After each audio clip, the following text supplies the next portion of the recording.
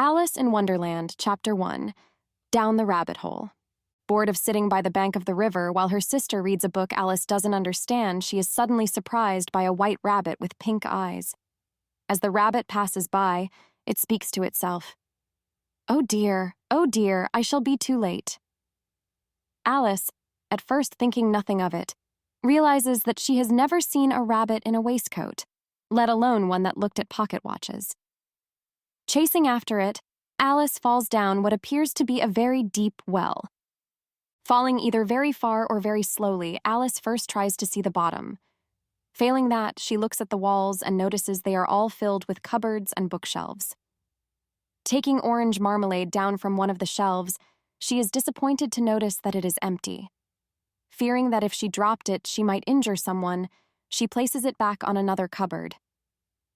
Continuing to fall, Alice wonders how far she has gone, theorizing she must be near the center of the earth.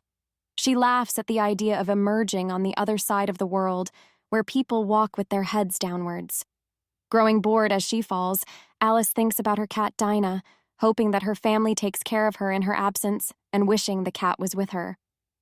Right as she is falling asleep, she comes down with a sudden thump, landing in a heap of sticks and dry leaves. Alice is not a bit hurt, and jumping back on her feet, she notices that above her is simply darkness. In front of her is a long passage along which the white rabbit is hurrying ahead of her. Chasing after it without pausing, she hears it say, "Oh, my ears and whiskers, how late it's getting." Almost catching up with the rabbit, she turns a corner, and it is gone.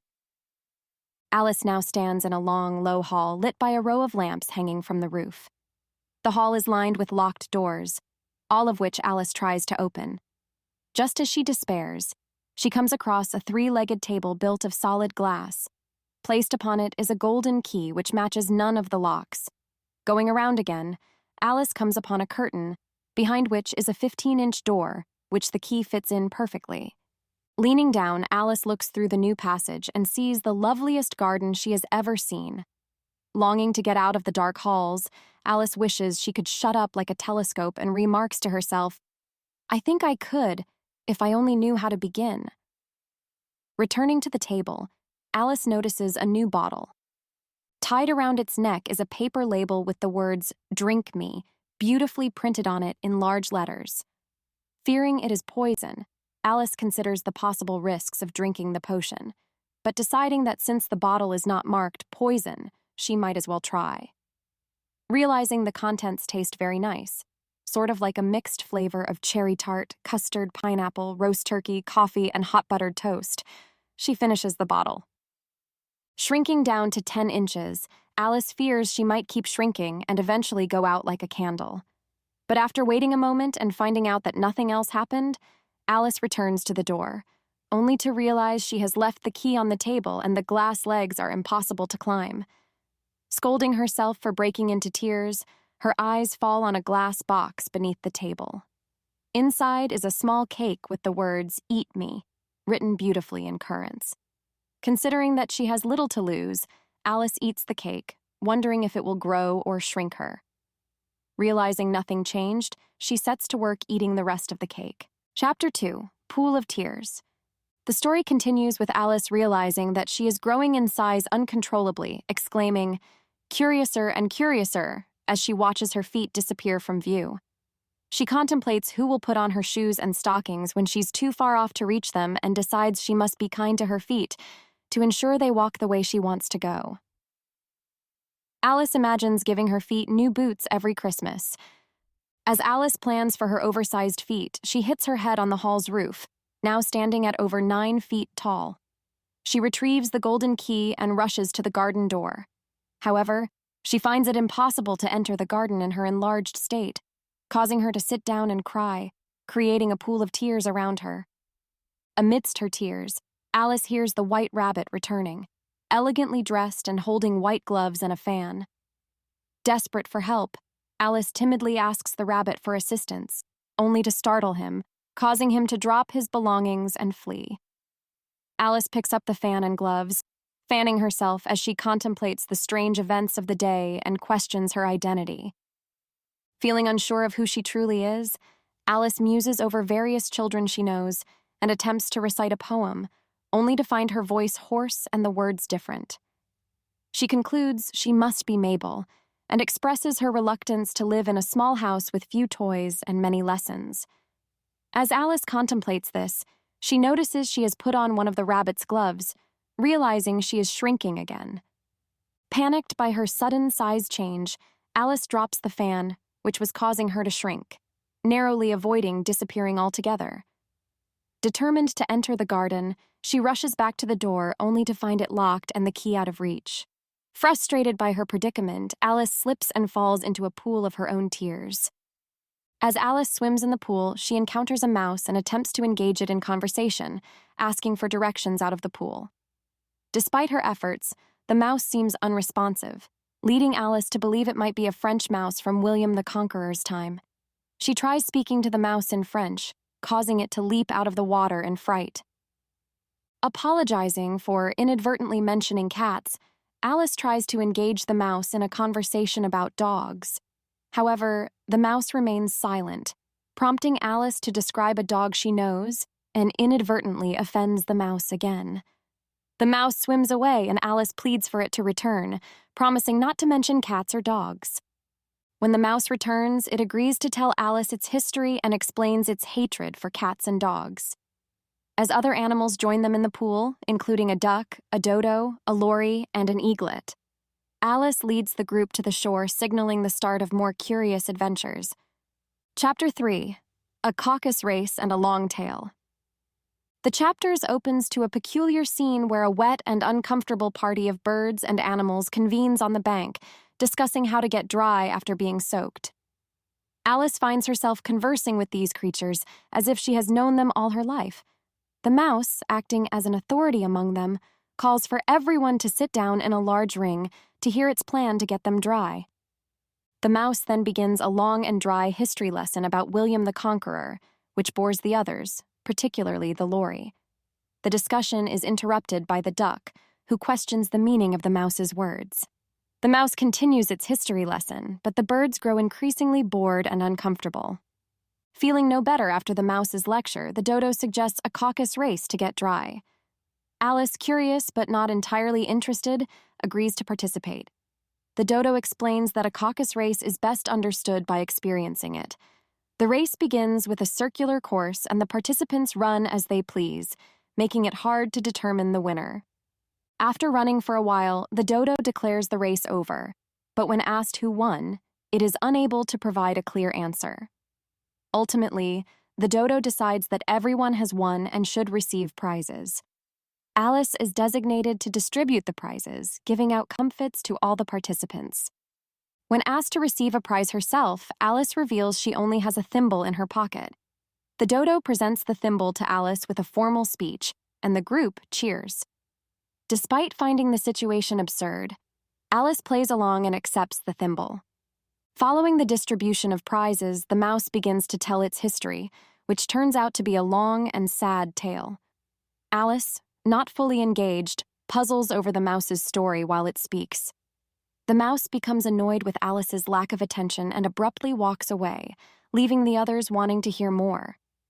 As the party disperses, Alice expresses her wish for her cat, Dinah, to be present. When she describes Dinah's hunting skills, the birds react fearfully and quickly leave. Feeling lonely and misunderstood, Alice reflects on her beloved cat, Dinah, and sheds a few tears. In the end, Alice eagerly anticipates the mouse's return, hoping to hear the rest of its story. Chapter 4: The Rabbit Sends in a Little Bill. The chapter begins with Alice encountering the White Rabbit, who is in a frantic search for a fan and a pair of white kid gloves. The rabbit mistakes Alice for his housemaid and orders her to fetch the items. Startled, Alice runs to a house with the name W. Rabbit on the door and finds the fan and gloves inside. She also discovers a bottle without a "Drink Me" label, which she decides to drink from, hoping for an interesting outcome. Upon drinking, Alice begins to grow rapidly, much to her dismay. She grows so large that she becomes stuck in a room with no way out. Frustrated and uncomfortable, Alice reflects on her predicament and longs for the simplicity of her life before falling into Wonderland. As Alice continues to grow, she realizes she may never stop and laments the loss of her normal life. She considers the idea of always having lessons to learn and is uncertain about her future in Wonderland. Alice engages in an internal monologue, contemplating her situation and the unique experiences she is having. In the room, the rabbit attempts to enter through the window, but Alice's size prevents him from doing so. Bill, a character inside the room with Alice, is summoned by the rabbit to help. Alice kicks at the chimney, dislodging Bill, who falls out of the chimney and is questioned by the other characters about his experience. Alice observes the chaos outside the house as she hears voices discussing how to rescue Bill. Pebbles thrown through the window by the characters outside turn into cakes on the floor. Alice eats one of the cakes and shrinks back to her normal size, enabling her to escape the house. Outside, Alice encounters a puppy and plays with it before continuing her journey. She reflects on the puppy and the missed opportunity to teach it tricks. Alice then ponders how to grow back to her normal size, unsure of what she should eat or drink. Noticing a mushroom nearby, Alice investigates and finds a caterpillar sitting on top, smoking a hookah. The caterpillar pays no attention to her, leaving Alice wondering about her next steps in Wonderland. Chapter 5. Advice from a Caterpillar. Alice encounters a caterpillar while wandering in a dreamlike state and experiences a series of perplexing interactions. The caterpillar and Alice engage in a conversation that is as confusing as it is intriguing. Initially, the caterpillar questions Alice's identity, leading to a discussion about change. Alice explains to the caterpillar that she has been transformed multiple times since waking up that morning. However, the caterpillar demands further explanation, to which Alice struggles to provide a clear response due to her changing sizes throughout the day. The caterpillar exhibits a dismissive attitude towards Alice's experiences and challenges, her understanding by questioning her perception of change. Alice attempts to explain her confusion about her transformation, but the caterpillar's responses only add to her bewilderment. The conversation takes a peculiar turn when the caterpillar instructs Alice to recite a poem, "You are old, Father William." But Alice finds herself struggling to remember the verses correctly. The caterpillar criticizes her recitation and prompts further contemplation on the nature of change and memory. As Alice grapples with the caterpillar's enigmatic remarks, she expresses a desire to be a little larger. However, the caterpillar's response causes Alice to feel frustrated and misunderstood. Despite her attempts to communicate her feelings, the caterpillar remains unyielding in its perspective. The chapter continues with Alice's encounter with a pigeon, who mistakes her for a serpent.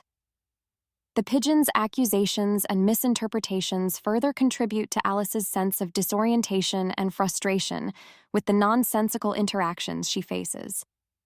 In a bid to understand her situation better, Alice nibbles on a mushroom that causes her to fluctuate in size, leading to a series of physical transformations.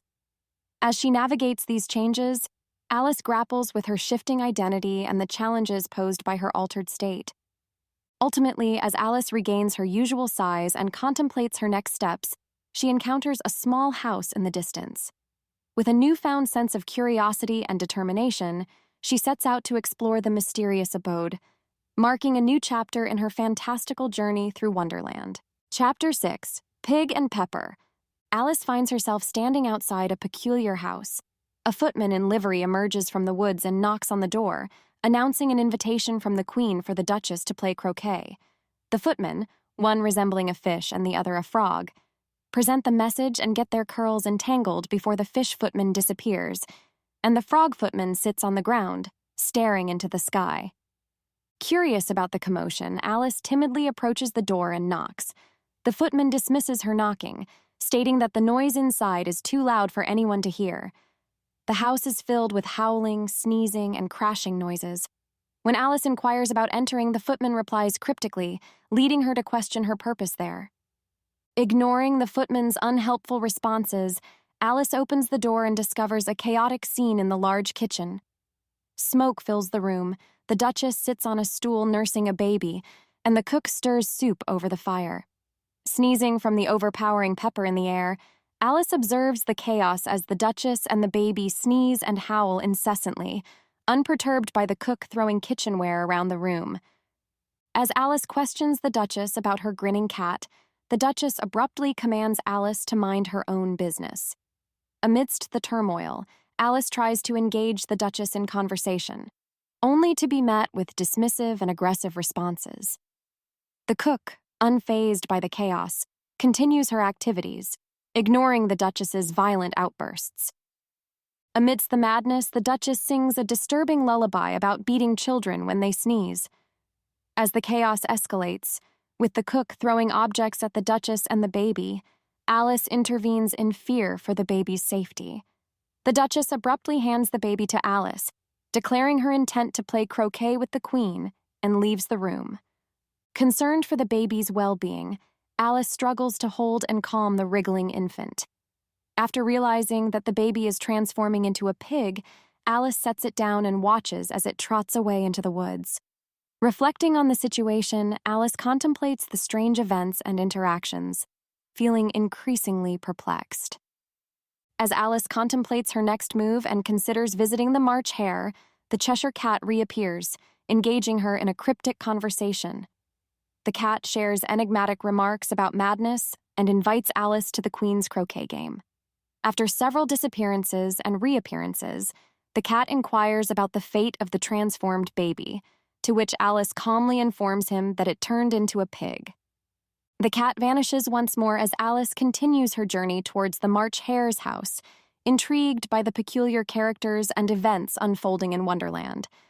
With a mix of curiosity and apprehension, Alice navigates the whimsical and unpredictable world, encountering eccentric beings and embracing the nonsensical nature of her adventures. Chapter 7: A Mad Tea Party. In this chapter, Alice stumbles upon a peculiar tea party under a tree. The March Hare, the Hatter, and a dormouse are having tea, with the dormouse serving as an unfortunate cushion between the other two who use it to rest their elbows. When Alice joins the table, she is met with cries of "No room! No room!" from the trio, despite there being plenty of space available. The March Hare offers Alice some wine, but there is none to be found on the table. When Alice points this out, the March Hare admits there is no wine, and the Hatter rudely comments on Alice's hair, prompting a response from her about not making personal remarks. The Hatter then poses a riddle, asking why a raven is like a writing desk, sparking a brief round of riddle-solving among the tea party guests.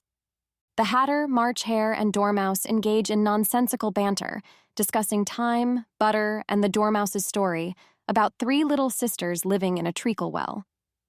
Alice becomes increasingly confused by the conversation, which includes wordplay and nonsensical logic. As the Dormouse dozes off and the conversation becomes more absurd, Alice eventually decides to leave the tea party in frustration. Upon leaving, Alice notices a door in one of the trees, leading her back to the long hall and the little glass table. She takes the golden key, unlocks the door to the garden, and nibbles on a mushroom to adjust her size, finally finding herself in the beautiful garden among bright flower beds and cool fountains. Chapter 8: The Queen's Croquet Ground. Alice finds herself in a peculiar setting where she encounters strange and chaotic events. The chapter begins with Alice noticing a large rose tree at the entrance of the garden, where three gardeners are painting the white roses red. This odd sight intrigues Alice, and she approaches to observe them. The gardeners are called 5, 2, and 7, and they engage in banter and blame each other for mishaps. As Alice questions the purpose of painting the roses, the gardeners explain that they are trying to fix a mistake to avoid the wrath of the Queen, who might order their beheading if she discovers the error. Just as they mention the Queen's imminent arrival, the procession announces her presence, leading to a series of curious events involving soldiers, courtiers, royal children, and various guests. The Queen and King of Hearts make a grand entrance, and the gardeners, mistaken for lying cards, face the threat of beheading. But when the Queen orders their execution, Alice intervenes by placing the gardeners in a flower pot for protection. The procession continues with the Queen's croquet game, where the players, including live hedgehogs and flamingo mallets, engage in a chaotic and unfair match. The Queen's frequent calls for beheading create tension and unease among the participants. Amid the croquet game, Alice encounters the Cheshire Cat, who provides her with companionship and distraction from the tumultuous events. the cat's enigmatic presence leads to a conversation with Alice, where they discuss the unfairness of the game and the unreasonable behavior of the queen. As the game progresses, disputes arise among the executioner, king, and queen regarding the rules of beheading. Alice is called upon to settle the argument, but the situation becomes more perplexing as conflicting opinions are presented. Chapter 9. The Mock Turtle's Story. The narrative picks up with Alice encountering the Duchess once again. The Duchess, in a much more pleasant mood this time, walks alongside Alice as they engage in conversation. Alice muses about the effects of pepper on one's temperament and how various substances can influence people's dispositions. The Duchess, always keen on finding morals in everything, emphasizes the importance of finding lessons in life experiences. As they converse, the Duchess shares her thoughts on love being the driving force of the world, while Alice questions whether it's more about people minding their own business. The Duchess's philosophical musings continue, touching on the temperaments of flamingos and mustard, linking them with the saying, "Birds of a feather flock together." The conversation weaves through various topics, from mustard minds to the importance of appearances and self-perception. The Duchess then brings up the possibility of experimenting with Alice's flamingo, which Alice wisely declines due to the potential bite.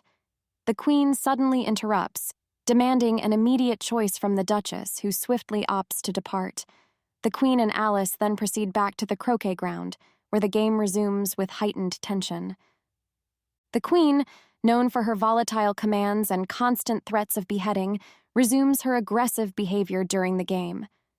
Everyone except the King, Queen, and Alice ends up in custody and facing execution due to the Queen's wrathful decisions. After the chaos subsides, the Queen suggests that Alice meets the Mock Turtle to hear its story. Accompanied by the Griffon, Alice encounters the sad and lonely Mock Turtle, who begins to recount his tale. The Mock Turtle describes his past life as a real turtle, and his experiences at an unusual sea school where they learned various subjects like reeling and writhing, uglification, and arithmetic branches, including ambition and distraction. The Mock Turtle humorously explains the curriculum, touching on subjects like mystery, drawing, and fainting in coils, taught by peculiar sea creatures.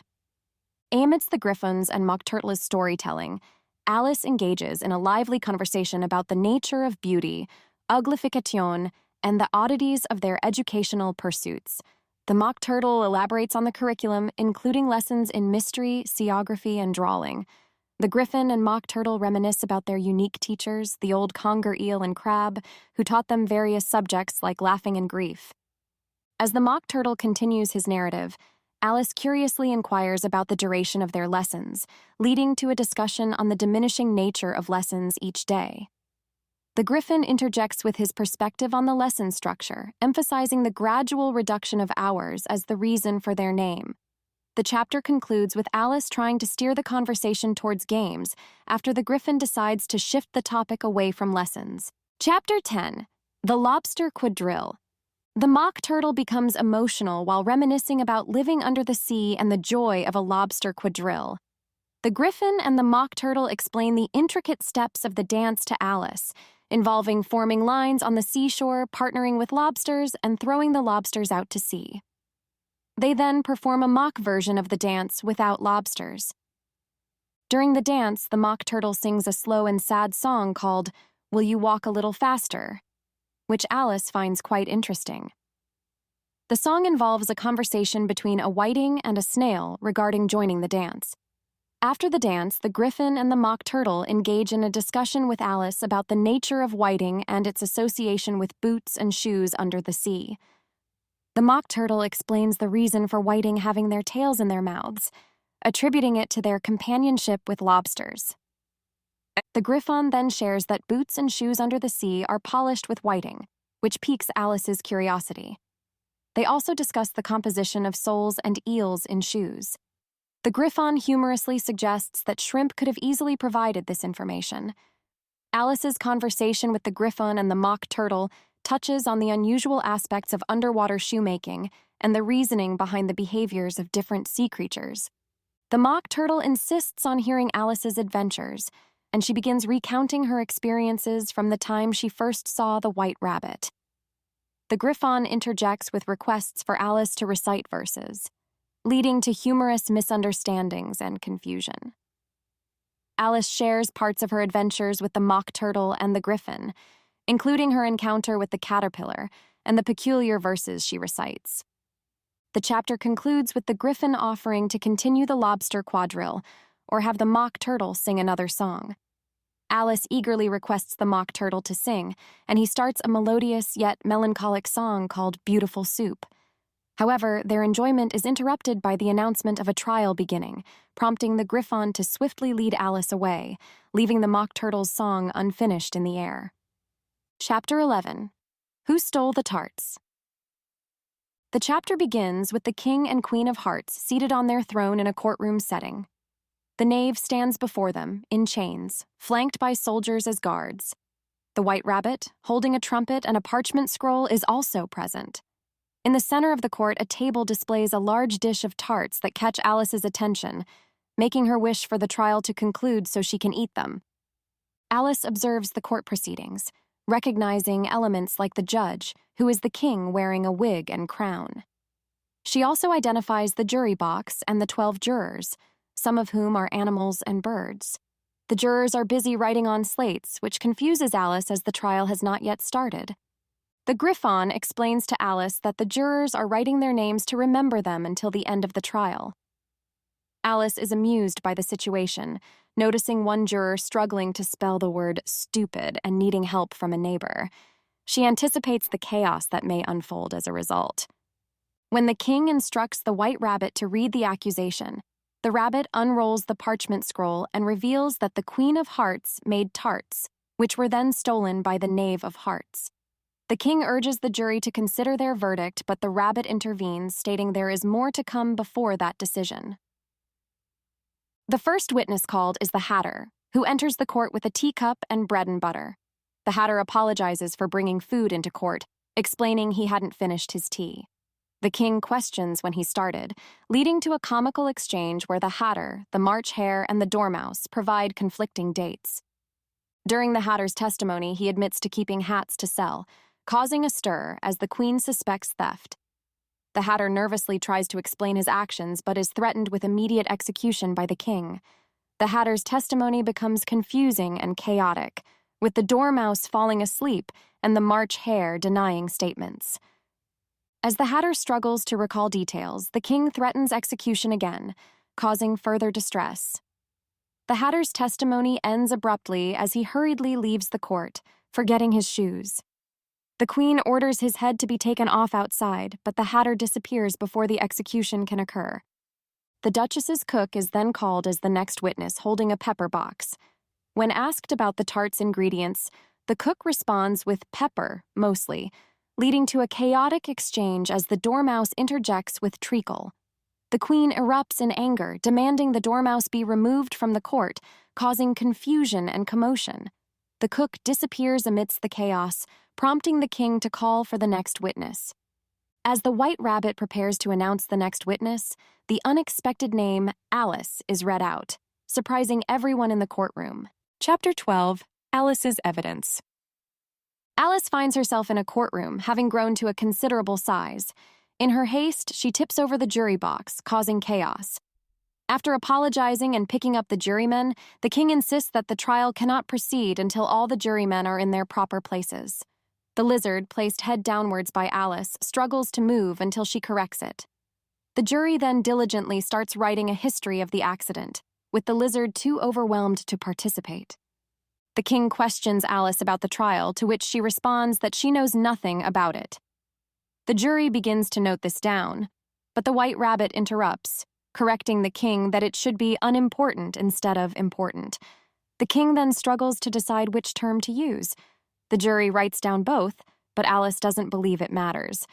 The king then reads out a rule that all persons more than a mile high must leave the court.